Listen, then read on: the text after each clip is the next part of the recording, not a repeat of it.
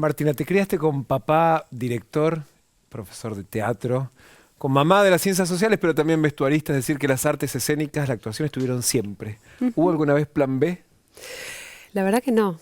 La verdad que en casa era la nena va a ser actriz, ¿no? La nena va a ser Es actriz. así, ¿viste? Como el nene va a ser médico, la nena va a ser actriz. Sí, estudié desde muy chiquita. Desde los 6 años estudié actuación, todo paralelo a la primaria, a la secundaria. Siempre iba a hacer la actuación. Hasta que me agarró, digamos, una especie de crisis existencial justamente de esto, ¿no? Es lo que quiero, es mandato familiar y no sé qué. Y ahí empecé a descubrir la producción. Empecé a trabajar en producción en publicidad, después en producción en cine, así lo conozco a Pablo, Trapero, mi marido, y él fue un poco el que me empezó a incentivar a decir, bueno, pero ¿por qué no actuás con todo lo que te formaste a nivel de actriz y no sé qué, y bla, bla, bla? Y yo hacía cosas más como hobby de actuación, pero mi profesión era como productora, y ahí empecé a darme cuenta que tal vez podía ser la productora de mi propia actriz y entender qué actriz quería ser, ¿no? Y así fue un poco la idea del proyecto de Leonera que lo construimos en conjunto. O sea, rehacerte, digamos. Exacto, sí, rehacerme e inventar qué actriz quería ser, qué tenía ganas de contar, ¿no? Como comunicadora de alguna forma, ¿no? Que tiene esta posibilidad de la actuación. Y así fue como empecé, digamos, de productora a actriz. ¿Y en qué momento apareció la psicología? La psicología apareció en las primeras experiencias, digamos, en Leonera estuve un año entrevistándome con mujeres detenidas para construir el personaje de Julia, que era una mujer presa que tenía que criar su hijo dentro de un penal.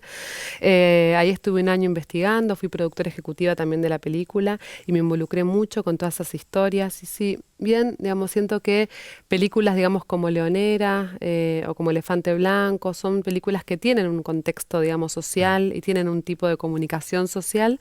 También tenía ganas de hacer algo, digamos, relacionado con lo social en la vida real y ahí empecé a estudiar psicología, que ya estoy por recibirme este año, así que estoy súper contenta, y a ser voluntaria de una fundación, que es Fundación Sí, donde hago muchas tareas relacionadas con la inclusión social también. En Elefante Blanco eras una asistente social, o sea, había algo de eso. Ahora en el mundo de Mateo, la psicopedagoga, o sea, hay mucho de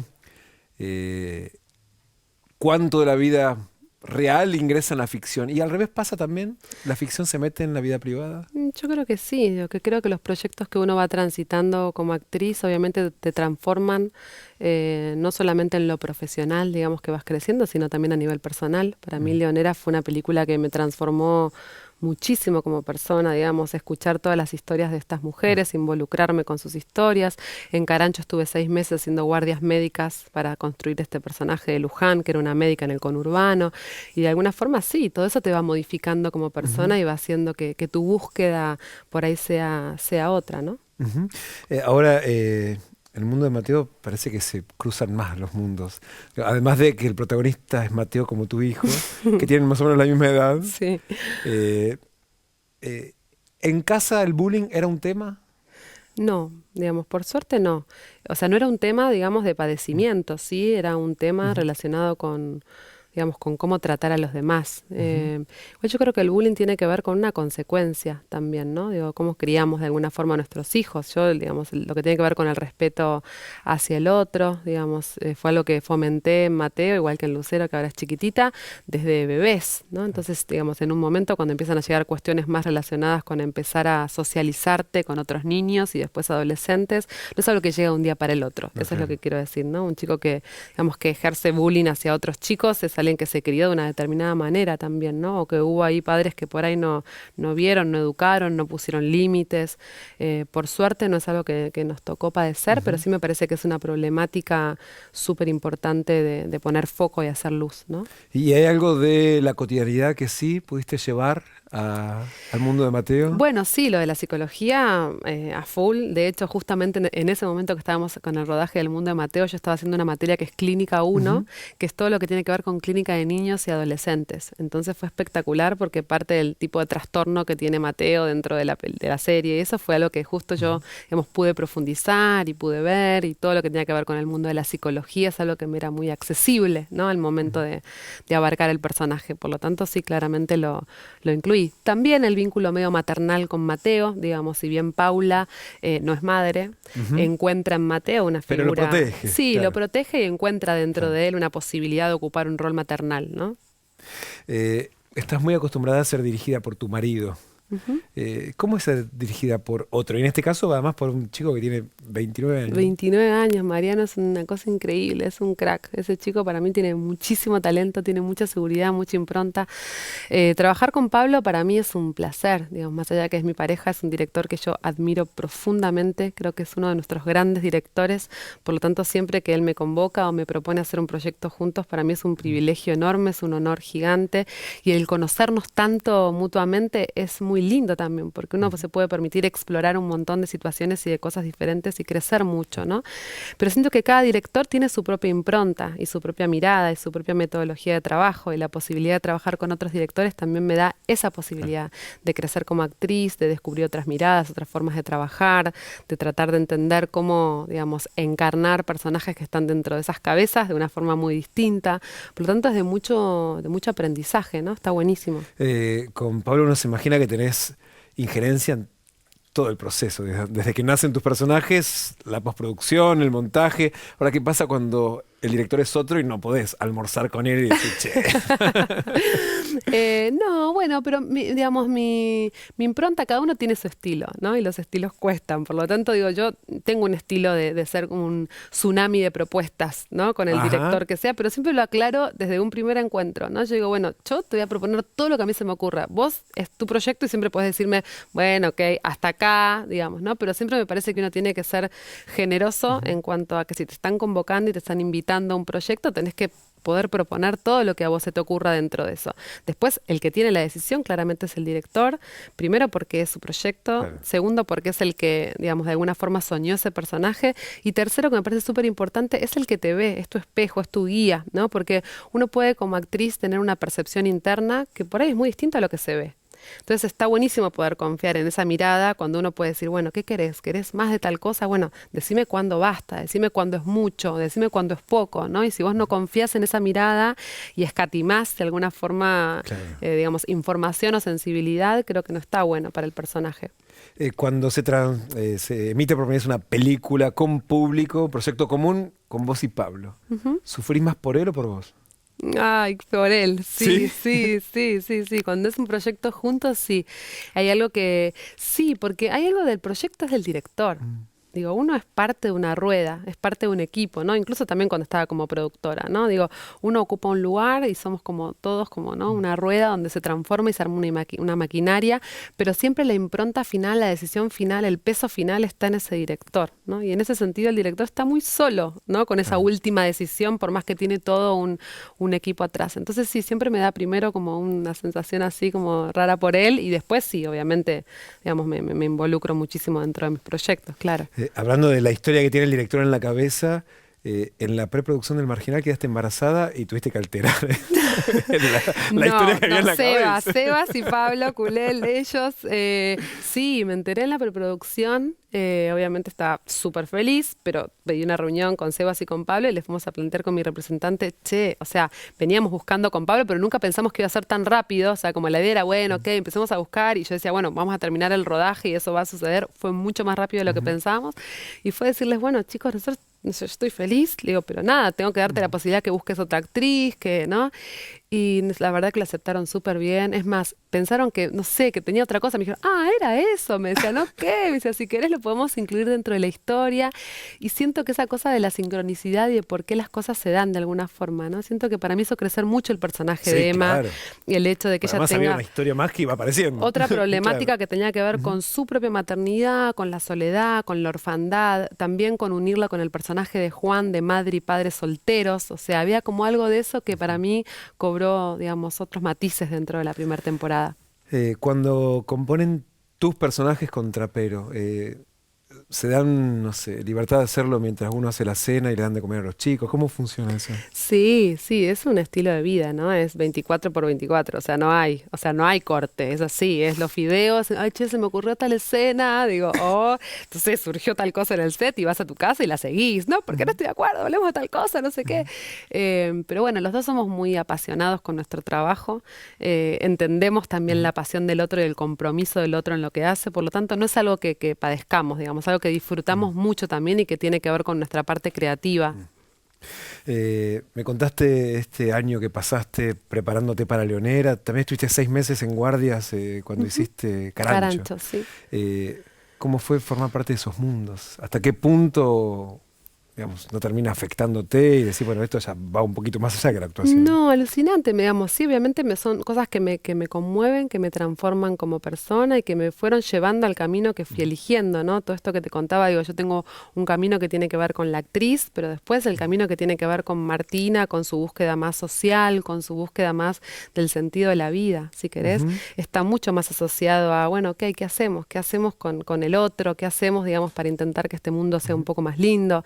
Y en ese sentido, para mí es mucho más fuerte ver ciertas realidades que existen, porque por más que yo haga que no existen, están y no hacer nada con eso, que tratar de involucrarme y por lo menos, no sé, poder contar sus historias, como en Leonera, o poder contar la historia de Luján, de esos mundos, Ujú. digamos, o involucrarme activamente de la forma que pueda, ya sea como una comunicadora social o ya sea como es en mi actualidad, poniendo mucho más el cuerpo con diferentes tipos de actividades, ¿no? ¿Qué es lo que más te impactó de tu primera entrada a una cárcel?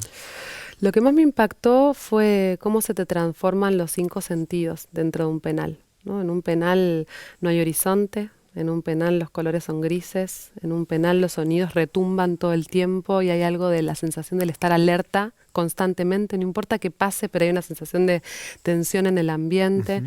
el olor es particular, el gusto de la comida es particular, hay algo de los cinco sentidos que se te ven afectados, sentís frío todo el tiempo, no importa si hace calor, hace frío, hay algo de esa sensación de cómo todos tus sentidos se modifican y la sensación de la pérdida de libertad, de que otro tenga que decidir por vos todo, desde la apertura de una puerta hasta, ¿no? Permiso, puedo ir al baño, digamos, hay algo de esa modificación que me resultó súper, súper fuerte y también involucrarme con las historias que escuchaba, ¿no? Digamos, de decir, yo no sé qué hubiese sido de mi vida si yo hubiese nacido en cualquiera de los zapatos de las mujeres que yo entrevisté. ¿No? No quiero decir que uno no tiene que pagar por lo que hizo si uno Sí, cometió un sí, sí, sí, delito, pero tal son vez cosas si hubiese diferentes. pasado por eso, quién sabe si no hubiese pasado por una situación similar. Exacto, como Ujú. que si algo que a mí me transformó es que no me siento capacitada para juzgar la vida de nadie, ¿no? Hay algo de eso. Y después decidiste volver a los penales incluso haciendo talleres, ¿no? Sí, ay, ¿De mirá qué? toda la información que tenés. Sí, va a ser parte también de mi tesis. Ujú. Estoy dando unos talleres artísticos en una unidad que es el último año, digamos, donde la gente está cumpliendo el último año de su condena. Dentro de los trabajos que Ujú. hago en Fundación, sí, estoy en Ujú. uno de los grupos de acompañamiento de gente en situación de calle. Y lo que me pasó es ¿Haces las que recorridas? sí, hago las Ajá. recorridas nocturnas y soy referente de una de las zonas. Y me pasó que muchas de las personas que nos encontramos son personas que salieron de penales y que no había una red de ¿Hombres contención. o mujeres? Hombres, principalmente, hay hombres y mujeres, pero Ujú. principalmente son hombres, digamos. Que no había una red de contención, ¿no? Para recibirlos cuando salían. Y me Claro. empezó a generar como una inquietud, bueno, como y en función de mi experiencia de leonera también, 10 años atrás, ¿no? Como esta cosa de, bueno, ¿cómo se prepara a las personas para salir, para este cambio de esta frontera entre el adentro y el afuera, ¿no? Más allá de un oficio, digamos, ¿no? Lo que tiene que ver de cómo proyectarte como sujeto afuera de un penal y construir una nueva identidad, ¿no?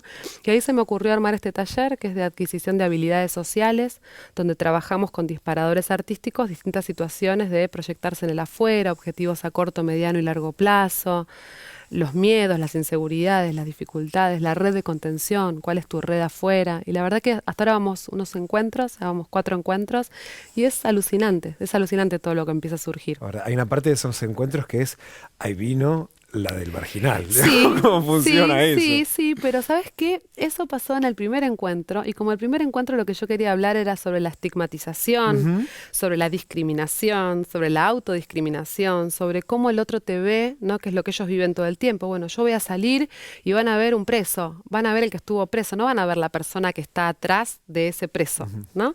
Y entonces esto les traje yo desde mí, ¿no? Entonces yo les dije, yo llegué acá, ¿y ustedes qué vieron? A Emma. Vieron al personaje del marginal, pero me vieron a mí, a Martina, intentaron entender, bueno, qué les estoy trayendo, qué les estoy proponiendo, o vieron una etiqueta y un preconcepto o prejuicio que ustedes tienen de quién soy yo cuando no tienen ni idea de quién soy. Y eso fue como bastante movilizador, porque lo pudieron poner como en primera persona y darse cuenta que el mismo miedo que ellos tenían hacia el afuera, esa misma etiqueta, era un poco lo que estaban poniendo en mí. Y ahí hubo algo que se desactivó muy rápido, digamos. Y fue el primer, el segundo encuentro, y después ya está, ahora yo soy Martina, que va, que está con ellos trabajando este taller, que ya no importa el rol, digamos, Claro. ¿no? O el traje en el que cada uno está puesto. Papá director, marido director, ¿cómo funciona esa relación? Ay, no, se llevan muy Sí, bien, se llevan muy bien, sí, la verdad que sí. Igual mi papá es más del mundo del teatro, bueno, claro. igual también con su Ujú. tema del documental y ahora tiene ganas de hacer una peli, pero tienen como un lenguaje en común de algún punto, ¿no? Y se mete en la dirección, porque Pablo está muy encima de la dirección actoral, Ujú. como director de cine. ¿Se mete en la dirección actoral tuya? ¿En otros proyectos decís? No, cuando está cuando labura Pablo. Ah, mi papá, Sí. decís, sí, sí, o sea, no con Pablo, claramente, Ujú, pero sí le doy a leer ujú, siempre los guiones en los que voy a trabajar. Igual que a ujú, mi mamá, que es vestuarista de ujú, cine también, hay veces que le doy cuando quiero armar como un perfil de un ujú, personaje para ver sugerencias, para ver propuestas, para ver qué ujú, piensa, o escucho mucho su evolución una vez que terminó un proyecto, por ejemplo, y va a haber un estreno, ujú. me interesa mucho saber su opinión, sí. Me hablaste del documental de tu papá, La lucha continúa. Ujú. Que había guardado material del 73, 74 en la casa de Avellaneda. En la casa de Avellaneda, sí, en el gallinero, así. Fue en un momento, ellos filmaban distintos Ujú, tipos de documentales y cuando llegó la época de la dictadura se dividieron, bueno, quién se queda con los equipos, quién se queda con el material. Parte del grupo con el que estaba quería como quemar el material y mi papá dijo, no, el material me lo quedo yo, ustedes quédense los equipos. Y obviamente lo tuvo que enterrar claro. porque, bueno, tuvo muchos amigos desaparecidos y fue una época muy, muy complicada. Mi papá militaba mucho y lo desenterró muchos años después. Y Pablo nos ayudó un montón, o sea, cuando yo le conté todo este material que había, Pablo decía, bueno, pero eso hay que hacer algo, tenemos que tratar de bajar ese material, de ver cómo está. Y ahí lo ayudamos a recuperar todo el material. Vimos que había unas imágenes realmente increíbles, inéditas, Sí, las hay. Habrá alucinantes. momentos del regreso de Perón, la plaza. Sí. Espectaculares, espectaculares. Y bueno, y ahí él se puso a hacer ese documental y ahora quiere hacer un largo de ficción utilizando esas imágenes también de Mm. documental. Así que quiere darle una segunda vuelta. ¿Y cómo entró la militancia de tu papá en tu formación, en tu infancia? Y desde muy chiquita, ¿no? Mi mamá estudiaba sociología también, militaba también en villas, por lo tanto desde muy chiquita fue lo que se me inculcó un montón. Mm. A los 12, 13 años, digamos, ya quería empezar a hacer cosas cuando estaba como para empezar la secundaria. Después empecé a militar en una villa, en la 1114, en comedores, en partidos de izquierda, Ujú. siempre, digamos. Y después cuando empecé a crecer, empecé a sentir que no tenía ganas de que eso sea partidario. O sea, como que quería hacerlo, digamos, si bien es una actividad claramente política, Claro. no quería que sea partidaria. Y ahí empecé a buscar mi propia forma, encontré más este lugar como de actuación y comunicar desde lo social, pero siempre necesitaba hacer algo con lo social Y relacionado ahí con la apareció la vida real y fundación, ahí sí, apareció la de fundación y bueno, Lozano. Que exacto. es extraordinario lo que hacen. Es increíble. Ocupándose del que no tiene nada. Es increíble, sí, de inclusión social en general, en el sentido más amplio. Es increíble el trabajo que hace Manuel, es Mm. alucinante, y los 2.500 voluntarios que hay en todo el país, donde cada uno simplemente, digamos, el deseo realmente de tener la esperanza de algo más lindo. Y es muy enriquecedor, ¿no? Hay algo como que ahí se completa de, bueno, ¿cuál es el sentido? ¿Por qué estamos acá? Digo, más allá de la profesión, el amor, los Sí, sí, lo hijos, ¿no? profundo. O sea, realmente, ¿cuál es el Mm. sentido? El sentido es ese, tratar de entre todos hacer algo más lindo, ¿no? Estaba pensando en la Super 8 de tu papá. ¿Formó parte de tu infancia? Digamos, ¿estaba la escena de filmar en casa y la nena adelante? Sí, sí, sí, sí, hay un montón de, sí, hay cumpleaños filmados de mis hermanos y el registro también de audio, un montón. Papá tiene grabadas unas entrevistas mías donde me preguntaba y de muy chiquita era, ¿y vos qué querés ser cuando seas grande? Yo le decía, yo voy a ser actriz y le contaba, no sé qué, muy divertido. Pero sí, sí, era algo que estaba muy presente en mí, igual que los escenarios de ir y dormir en el estudio de mi papá o las motorhome con mi mamá cuando trabajaba en Baires, en esos estudios gigantes donde jugaba ahí, digamos, para una nena era algo Sí, realmente claro. mágico. Baires en esa época, aparte era increíble, una ciudad, ¿no? Armada para jugar. A Trapero le reprochás, por ejemplo, che, esta línea que me pusiste. No. No, no porque, o sea, tenemos, digamos, algo desde un comienzo. Generalmente trabajamos desde el momento del guión. O sea, por ejemplo, en Leonera fue un año que él estuvo escribiendo, digamos, con 3 guionistas, mientras yo estaba investigando en el penal. Entonces yo iba leyendo versiones del guión y le iba trayendo información de lo que yo iba investigando y se iba armando una cosa como media circular. Entonces no me pasa que llego al momento previo del No, no hay guión. sorpresa. No hay sorpresas, Ok. pero sí lo trabajamos mucho en el momento en el que él está trabajando. Y no, más que, no sé qué, soy como bastante como peleadora en buscar información. Bueno, ¿y por qué? No, el personaje para mí, si es en esta línea, diría esto, el otro, pero esperando no imponer como, digamos, mi deseo, sino como que me lo refuten y que me dé Y argumentos. no te dice, che, pará, va, el director acá soy yo. No, bueno, a veces no, a veces sí hemos discutido como escenas que para él eran muy importantes hacer y que para mí eran muy fuertes. Por ejemplo, en Leonera, la escena que ella se golpea la panza, era una escena Muy que para fuerte. mí era muy fuerte y yo no podía. La había leído, habíamos consensuado en el guión, todo, pero después era como que no puedo, no puedo. Y él me explicaba por qué él sentía que esa escena tenía que estar porque significaba todo, resignificaba todo Vos lo que habías pasado pasaba por un después. embarazo. Claro, yo era mamá de Mateo que tenía 3 años en ese momento. Y yo decía, no, esto no puede ser. Y después la verdad que en la película es un momento muy importante, porque digamos, ella primero quiere expulsar a ese hijo por no poder someterlo en esa situación, digamos, del penal, y después termina siendo el motor de su vida, Claro. digamos, ¿no? Y hay muchas escenas fuertes, muchas escenas de sexo que tuviste que grabar. Ujú. ¿Preferís hacerlas con él como director o con otro? Porque no deja de Sí, ser tu pareja. no, al revés, pero con él, digamos, porque hay una